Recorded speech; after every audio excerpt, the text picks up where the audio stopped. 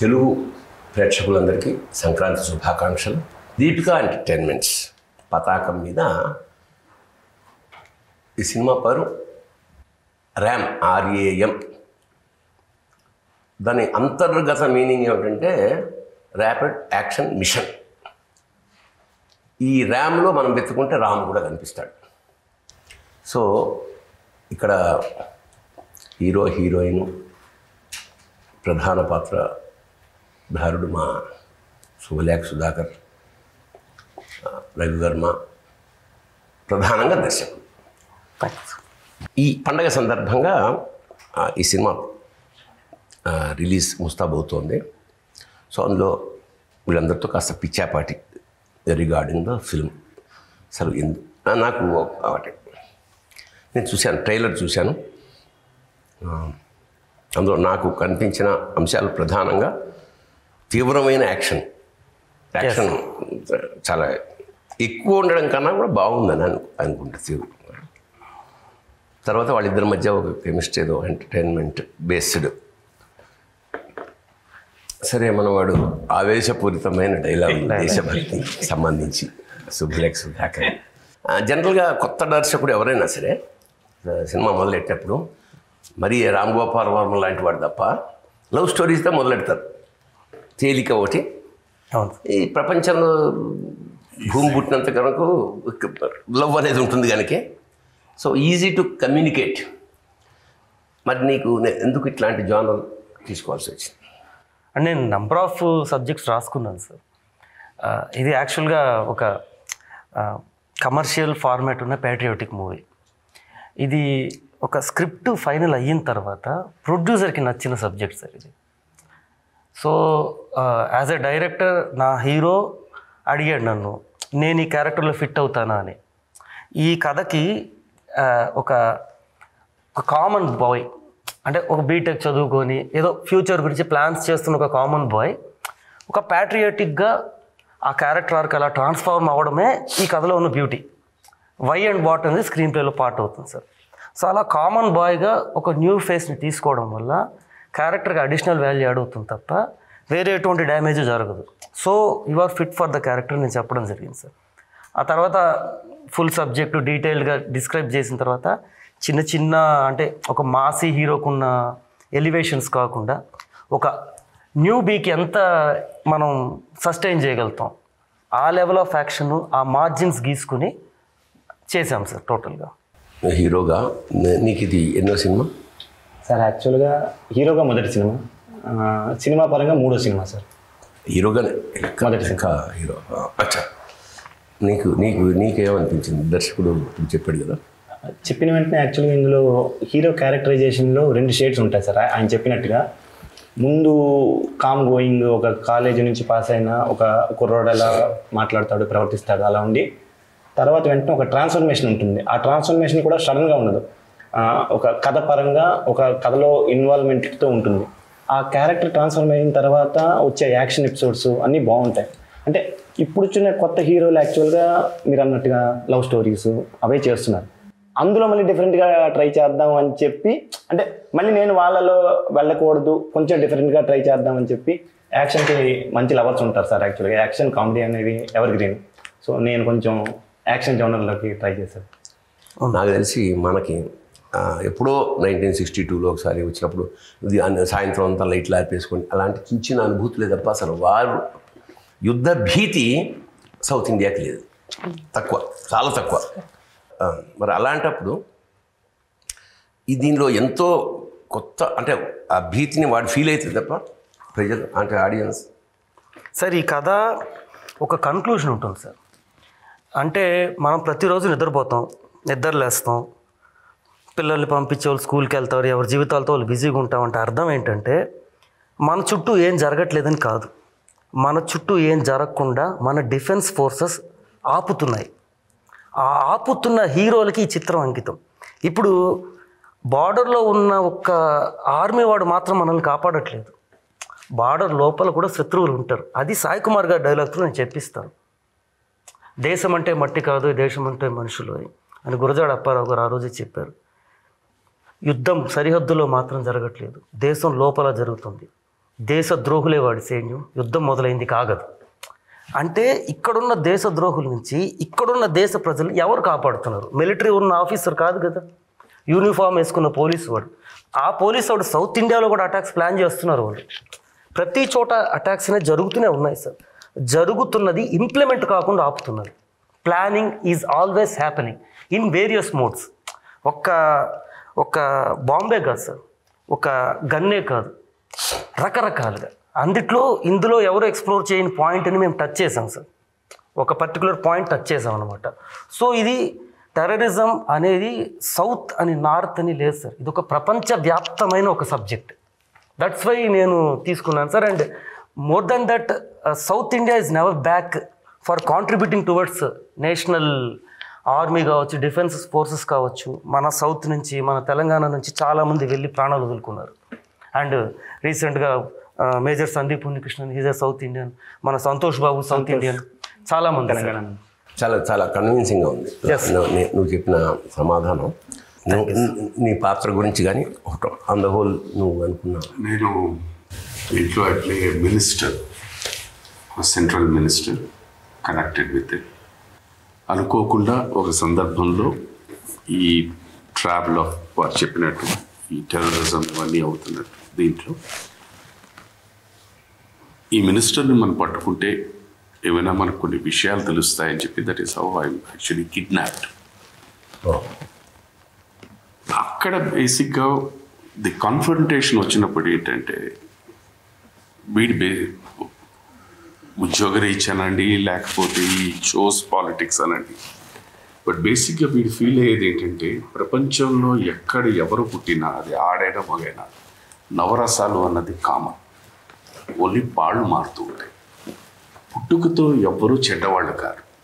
Circumstances change them. Even terrorism వాళ్ళ పుట్టుకొస్తుంది అని అంటే, వాళ్ళు ఫేస్ చేసిన సందర్భాలు, సంఘటనల వల్ల మనుషులు అలా మారిపోతున్నారు.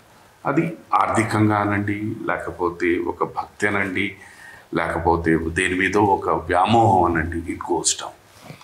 అక్కడ వచ్చే కాన్ఫ్రంటేషన్ దీంట్లోనే ఇది వస్తుంది. ఇది ఎగ్జాక్ట్లీ వారు చెప్పినట్టు, it is not from out side terror. Out side అన్నది అది ఉంది, ఎక్స్టర్నల్ ఉన్నాయి, ఇంటర్నల్ ఉన్నాయి. బట్ మనం ఏం చేస్తున్నాం, ఒక ఎక్స్టర్నల్ ఫోర్స్ ఇక్కడికి రావడానికి ఎలాగుంటుంది, మనం దానికి అవకాశం ఇస్తేనే. అది కనుక మనం ఒక ఆనకట్టు కట్టేస్తే no one can come down. ఆ దీని మీద ఇట్ కమ్స్ డౌన్ అనమాట. So that is where the హీరోతో క్లాష్ అయిన తర్వాత he takes a leave from that and then goes down. అది నీ పాత్ర ఏమిటి అసలు? నంద హోల్ సబ్జెక్ట్ విన్నప్పుడు జనరల్గా చెప్తారు కదా. అంటే సార్, వెనెవర్ ఒక మనకి ఏదైనా ఫ్యామిలీలో ఒక సడన్గా ఒక లాస్ వచ్చినప్పుడు, మన రిలేటివ్స్ కానీ ఎవరైనా సడన్గా ఒక లాస్ వచ్చినప్పుడు మనకి ఫస్ట్ షాక్, ఆ తర్వాత we experience a lot of grief. But ఏదైతే ఒక కుటుంబంలో ఒక అమ్మాయి ఆర్ అబ్బాయి, అమ్మాయి ఆల్సో నౌ డేస్ ఒక ఆర్మీకి వెళ్ళాలి అనే ఒక నిర్ణయం తీసుకుంటారో, ఆ టైం నుంచి వాళ్ళు లాస్కి ప్రిపేర్ అయి ఉంటారు ఆ ఫ్యామిలీలో. That minute they start preparing for loss, and they're always prepared. I mean, I feel the most affected oka army man life lo, the most affected is their family. Oka talli kavachu, oka bharya kavachu, lepothe oka kootru kavachu. Alanti oka in that order, I mean, I play the daughter, and I play the daughter of a military official కూతురువా? కూతురు. ఎవరు తండ్రి? ఎవరు? భానుచంద్ర గారు. ఎక్కువ చెప్తున్నాను అన్నట్టు మనం చెప్పచ్చు అండి, ట్రైలర్లో చూపించేసారు. భానుచంద్ర గారు భానుచంద్ర గారి కూతురు. Bhanuchandra military man. అది వెంటనే చెప్పారు సినిమాలో. సినిమాలో ఇట్స్ పార్ట్ మధ్యలో వచ్చి ఆడియన్స్కి రివీల్ అవుతుంది. మన రవి అన్నగారు, అదే నీ పాత్ర ఏమిటి? ఇందాక నుంచి టెర్రర్ టెర్రర్ టెర్రర్ అన్నారు. అలా చిన్నప్పుడు నా బ్రెయిన్ వాష్ చేసి నన్ను ఇలా పెట్టిన దౌర్భాగ్యం. టెర్రరిస్టులకి మనుషులు కావాలి. ఆ మనుషులు బలహీనులై ఉండాలి, పేదరికంలో ఉండాలి, ఈ దేశం పట్ల పెద్ద గౌరవం లేని వాళ్ళు అయి ఉండాలి. ఇట్లాంటి వాళ్ళని ఎరుకుంటారు వాళ్ళు. ఆ ఏరుకునే వాడికి ఏదైతే లక్షణాలు ఉన్నాయో అంటే అదే సార్ ఇక్కడ నేను టెర్రరిజంలో ఇప్పుడు వచ్చి ఇంతకు ముందులాగా లేదు సార్. అంటే ఇప్పుడు అది గ్రౌండ్ లెవెల్ సెల్స్కి వాడుకుంటారు సార్. అంటే వీళ్ళని బలి చేసేయచ్చు, అంటే వాళ్ళని ఒక బ్రెయిన్ వాష్ చేసి వీ కెన్ జస్ట్ గుడి ముందు బలిక బక్రా లాగా చేయొచ్చు అనుకున్న వాళ్ళని మీరు చెప్పిన కేటగిరీ వాళ్ళని తీసుకుంటారు సార్. అండ్ లెవెల్స్ దాటే కొద్దీ they are more intellectuals sir. German grade laptops 36 40 అస్సాంలో దొరికబడ్డాయి.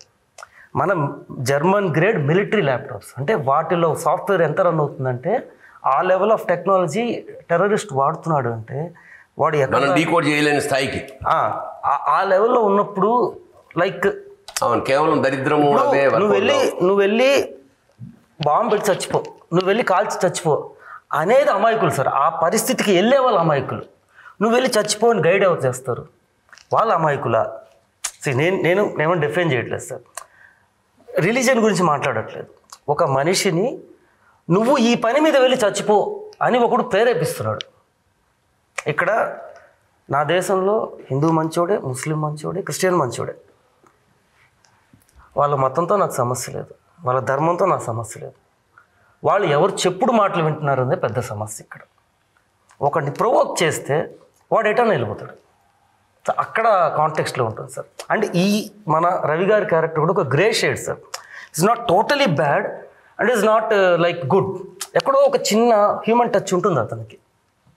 అది ఎక్స్ప్లోరేషన్ ఉంది సార్. లైక్ అంటే ఇప్పుడు నేను ఈసారి సుధాకర్ గారిది it's open end sir. Cinema కన్క్లూజన్లు ఇంకొంచెం వెళ్తాయి సార్. జనరల్గా టైటిల్ చూడగానే పోస్టర్ చూడగానే ఇంచుమించు ఇది ఏ జానర్కి సంబంధించిన కదా అని ప్రేక్షకులు కాదు మనం ఏం చెప్పగలం. ఇప్పటిదాకా మనం చెప్పింది ఇక మన తృప్తి కోసం చెప్పాం కానీ ఆల్రెడీ వాళ్ళకి తెలుసు.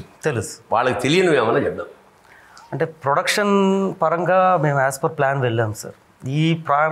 ఈ యొక్క ప్రొసీజర్లో ఫస్ట్ కెమెరామ్యాన్కి థ్యాంక్స్ చెప్పాలి సార్. అంటే ఇది సచ్ ఏ ఫాస్ట్ కెమెరామ్యాన్. మేము అనుకున్నట్టు పిన్ టు పిన్ పెట్టారు. దారన్ సుక్రీ పేరు దారన్ సుక్రీ సార్. అంటే అతను very qualified senior cameraman, but ఇంకా డెబ్యూట్ తీసుకోలేదు. జంధ్యాల గారి కెమెరామ్యాన్ దివాకర్ గారు ఉన్నారు, ఆయన దగ్గర he was an assistant and now he's debuting sir ఈ సినిమాతో. Very qualified and very fastest cameraman Daran Sukri and his team. And ఇంకా ఫాస్ట్గా వెళ్ళడానికి హీరో సపోర్ట్ బ్యాక్ ఎండ్ నుంచి. అండ్ కొత్త హీరో అనేసరికి ఎప్పుడు కూడా లైక్ ప్రతిసారి తను 1 more అడగకుండా మ్యాక్సిమం ఇప్పుడు సుధాకర్ గారు సీనియర్ ఆర్టిస్ట్, ఒక సాయి కుమార్ గారు సీనియర్ ఆర్టిస్ట్, ఒక భానుచంద్ర గారు వాళ్ళు ఒక్క 1 more అడిగితే ఇతని వల్ల ఇంకొక 1 more రాకూడదని ఆ ఒక అటెంటివ్గా అండ్ ఈజ్ ఏ లైక్ ఒక ల్యాప్టాప్ లాంటి మనిషి సార్. ఒకసారి మనం డైలాగ్ చెప్పామంటే ఇప్పుడు టచ్ చేస్తే ఫోల్డర్ టచ్ చేస్తే మొత్తం బయట వస్తుంది. అంత మెమొరీ, అది ఏం తింటాడో తెలియదు, అంత మెమొరీ ఉంటుంది తనకి. స్క్రిప్ట్ మొత్తం నోట్లో ఉంటుంది, నాకన్నా బెటర్గా. అమ్మాయి ఇప్పుడు నీ what are your experiences good సరదాగా ఎట్లా what is that? My experiences in this film, sir, or generally? I am somebody who motivates him to join the army అన్నమాట.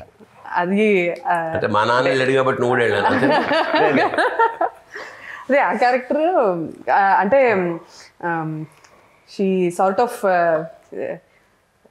లవ్లో పడేసి నువ్వు ఇట్లా జాయిన్ అవ్వాలి ఆర్మీ అన్నట్టు.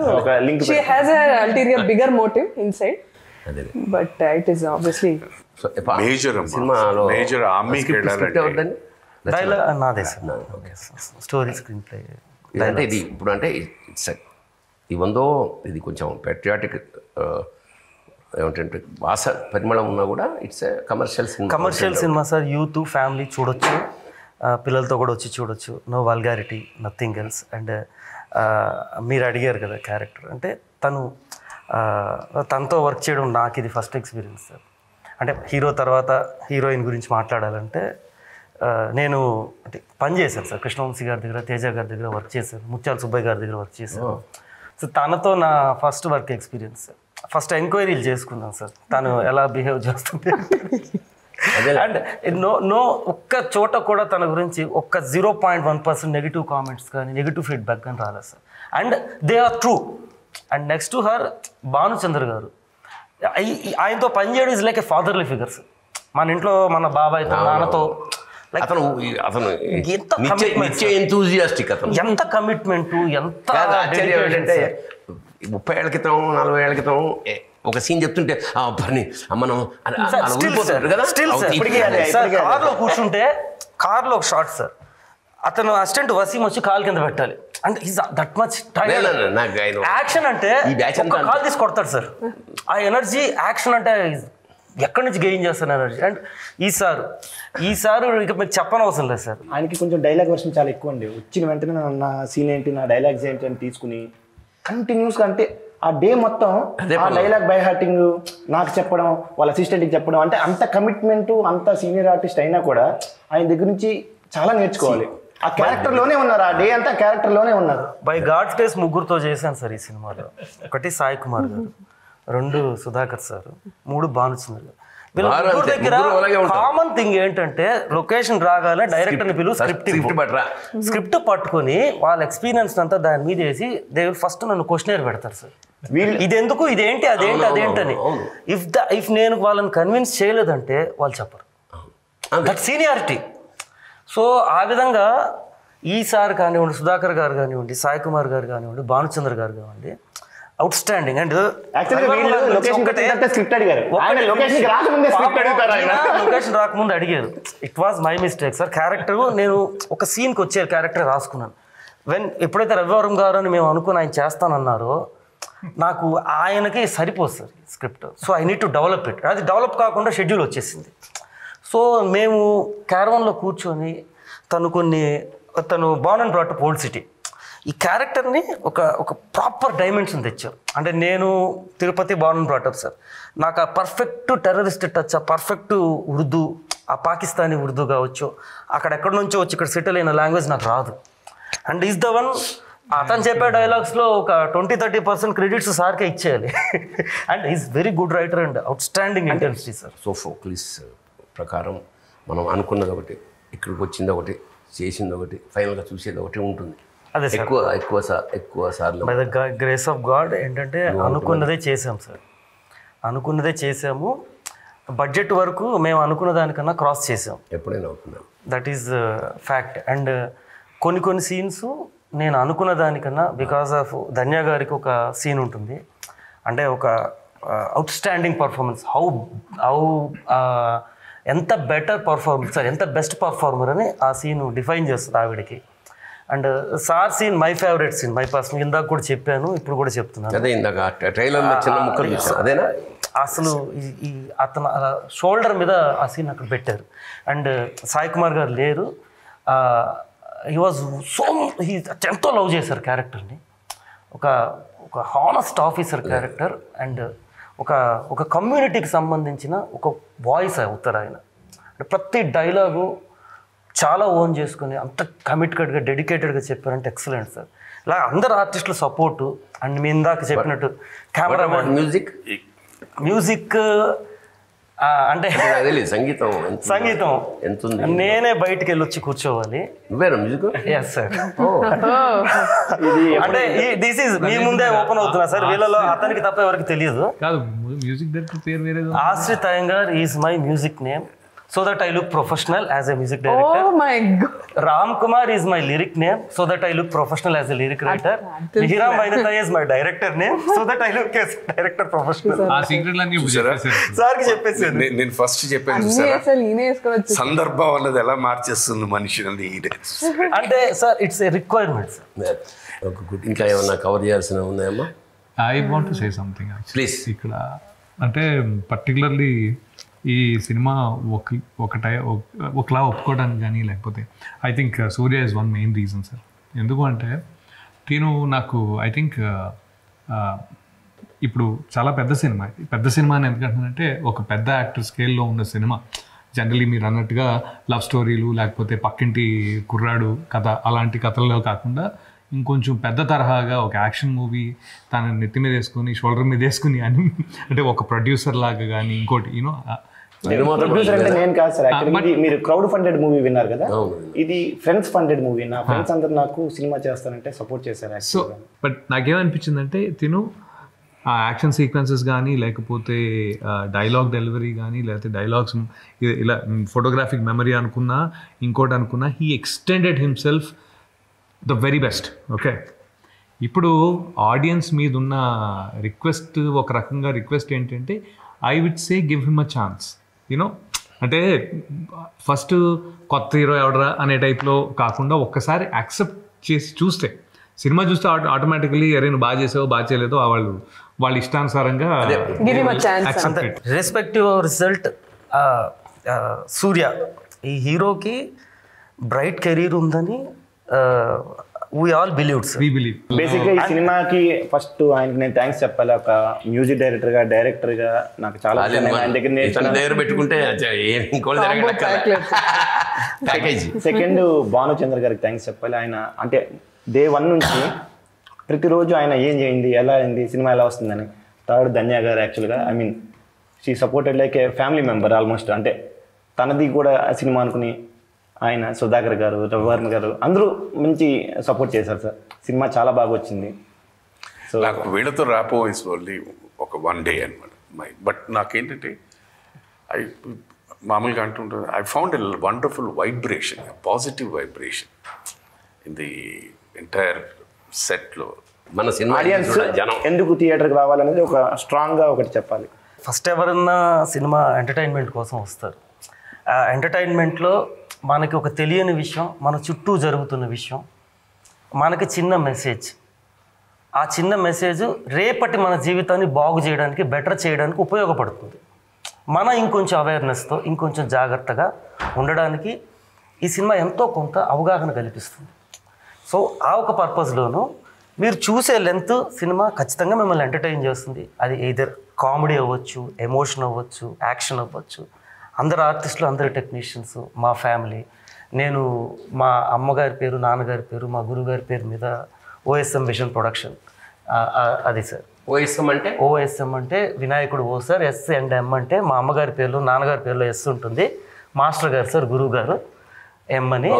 సో తల్లి, తండ్రి, గురువు, ఆ ముగ్గురికి ఒక నా చేతనైనా గుర్తింపు తేవడం కోసం ఆ కంపెనీ, నేను, మా అన్న కుమారు, కరుణ, నేను, మా ముగ్గురు, మాది 11 మంది family sir. Big family support నాకు ఉంది. సో ఆ ప్రయత్నం చేసాము. అండ్ ప్రొడ్యూసరు తన బెస్ట్ చేశాడు సార్. అంటే నేను చాలాసార్లు తనతో ఫైట్ చేశాను. అంటే ఎక్స్టెండ్ అవుతుంది టాపిక్, బట్ కన్క్లూడ్ చేస్తాను సార్. ఎందుకు ఫైట్ జరిగింది అంటే, ఒక నేను ప్రొడ్యూసర్, తను డైరెక్టర్, ఇంతెందుకు క్యారెక్టర్స్ మారాయి. సో నేను అంత పెట్టకూడదు, you cannot go that far అని నేను, లేదు ఇంత పెడితే కానీ ఇప్పుడు మన కష్టం అవతల వాళ్ళకి తెలియదు కదన్నా. సినిమా కనపడాలి, సినిమాలా కనపడాలి అని నేను ఆ రోజు ఫ్రాంక్గా చెప్పా, ఈరోజు కూడా చెప్తున్నా. ఈ సినిమాకున్న స్పాన్కి సంబంధించిన క్రెడిట్స్ తనకెళ్తుంది. ఈ సినిమాకి సంబంధించిన విజువల్ అండ్ కంటెంట్కి సంబంధించిన దాంట్లో నాకు ఆ పైనుంచి ఎంతో సోర్స్ వచ్చింది. మా cameraman support, rest of the technicians అందరూ సార్. అంటే ఒక కెమెరామెన్ ఎందుకు చెప్తున్నానంటే ఆయన సెట్లో పనిచేస్తారు కాబట్టి. అలా ఇక్కడ ఉన్న చాలామంది ఆ టెక్నీషియన్స్ అందరి సపోర్ట్తో ఏదో అలా బెస్ట్ ప్రాజెక్ట్ చేయగలిగాం. సింపుల్గా చెప్పాను, there was a wonderful positive atmosphere. yes that really that took. ఈ రోజు దాన్ని ఇంకొంచెం డబల్ చేశారు పాజిటివ్ అట్మాస్ఫియర్. అందుకోసం ఏం లేదు, విషయం ఏంటంటే ఈ మధ్య అంటే మనం కథలుగా విన్నాం. ఒక షెడ్లో ప్రారంభించిన మైక్రోసాఫ్ట్ ఇవాళ ప్రపంచాన్ని ఏలుతోంది. అట్లాగా చాలామంది యువత చాలా రంగాల్లో కొత్త ఆశలతోటి వస్తారు. ముఖ్యంగా సినిమా అనేదంటే ఒక ప్యాషన్, పిచ్చి వాళ్ళకి. మరి బాగా చదువుకున్నావు కదరా, బాగా సంపాదిస్తున్నావు కదరా, ఎందుకురా ఈ దరిద్రం, అక్కడికి వెళ్తాం అన్నం పెడుతుందా. నాతో సహా అందరూ తిట్లు తిన్నవాళ్ళే. ఈ తిట్లు తిన్న వాళ్ళల్లో 1%, లెట్ us say 1 to 10% వాళ్ళు ఎన్నో కష్టాలు పడి ప్రాణం పెట్టేసి, ఒకవేళ అంటే జీవితం పెట్టేయడమే, ప్రాణం పెట్టాడంటే ఒక సినిమా కనుక ఆడితే ఎక్కడికి కడతాడో మనకు తెలుసు, ఆడకపోతే కూడా ఎక్కడికి కడతాడో మనకు తెలియదు. అలాంటి ఒక దుస్థితిలో ఒక టీం తమ కథని నమ్మి, ముఖ్యంగా మీ మిత్రులు, ఫ్రెండ్స్, మావాడు జనరల్గా ఫ్రెండ్సే చెప్తుంటారు, రే నువ్వు ఇలా మంచి టాలెంట్ ఉందిరా, నువ్వు హీరో అవ్వాలరా, నువ్వు ఇంకోటి సింగర్ అవ్వాలరా, నువ్వు రైటర్, నన్ను కూడా రైటర్ అవుతావని నా ఫ్రెండే చెప్పాడు. వాడు ఈజ్ నో మోర్. అరే నీలో రైటర్ ఉన్నాడు అంటే అవునా అని అప్పుడు మొదలెట్టా. So those are the beautiful people. Those యాక్చువల్గా వాళ్ళ ఎంకరేజ్మెంటే ఇవాళ వాళ్ళ నిర్మాతలు అనకూడదు, అన్నదాతలు అనాలి వాళ్ళని. అలాంటి ఒక మంచి అట్మాస్ఫియర్లో ఒక సినిమా ఎన్నో ఆశలతోటి మీ ముందుకు వస్తుంది. దయచేసి వాళ్ళని ఆదరించండి, ఆశీర్వదించండి. Thank you sir. Thank you for the sir.